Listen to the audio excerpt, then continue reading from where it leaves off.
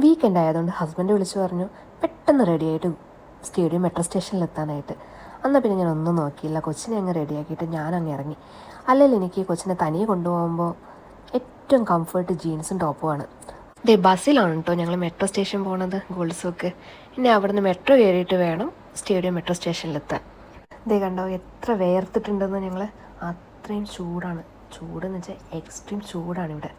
ഞാൻ ഇവിടുന്ന് ബസ് കയറണത് 6:30ക്കാണ്. പക്ഷേ ഗോൾഡ് സോക്ക് എത്തുന്നതോ 7 മണിക്ക്. എനിക്ക് റൂമിൽ നിന്ന് വാക്കിംഗ് ഡിസ്റ്റൻസേ ഉള്ളൂ. ഈ ചൂട് കാരണമാണ് ബസ്സിൽ കയറിയത്. ബസ്സിലാണെന്നുണ്ടെങ്കിൽ ഒടുക്കത്തെ ട്രാഫിക്കും. അങ്ങനെ ഞങ്ങൾ സ്റ്റേഡിയം മെട്രോ സ്റ്റേഷനിലെത്തിയിട്ടാ. ഹസ്ബൻഡിനെ വിളിച്ചപ്പോൾ ഹസ്ബൻഡ് പറഞ്ഞു അടുത്ത മെട്രോയിലാണ് വരുന്നത്. അങ്ങനെ പറഞ്ഞിട്ട് 1 മണിക്കൂർ പോസ്റ്റാട്ടോ പുള്ളിക്കാരൻ ഞങ്ങൾക്ക് തന്നത്. ഇതുപോലെയാണോ നിങ്ങളുടെ ഹസ്ബൻഡും?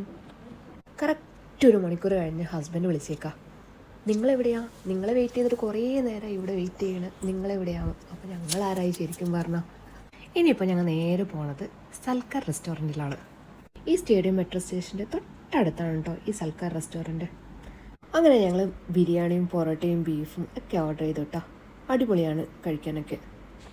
മോള് കുഴപ്പമില്ലാതെ കഴിച്ചു.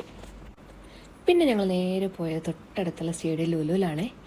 കുറച്ച് സാധനങ്ങളൊക്കെ ഗ്രോസറി ഐറ്റംസൊക്കെ വാങ്ങിക്കാനൊക്കെ ആയിട്ട്. ഞാൻ ഇതുവരെ പഠിക്കാത്തൊരു കാര്യമാണ് ഈ അവോക്കാഡോ എങ്ങനെയാണ് സെലക്ട് ചെയ്യണമെന്ന് വെച്ചിട്ട്. എനിക്ക് സത്യം പറഞ്ഞാൽ അത് അറിയില്ല കേട്ടോ. ഇതുവരെയായിട്ട് എനിക്കറിയില്ല അതെങ്ങനെയാണ് നോക്കേണ്ടതെന്ന്. ഇന്നിപ്പോൾ ഇത്രയേ ഉള്ളൂ കേട്ടോ ഞങ്ങളുടെ വീഡിയോ.